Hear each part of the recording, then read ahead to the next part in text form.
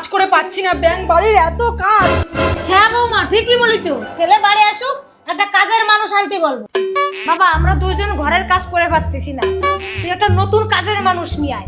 এই ব্যাপার মা, আমি এক্ষুনি নিয়ে আসছি। रुको जरा। চলো, তোমরা কোথায় গেলে সবাই?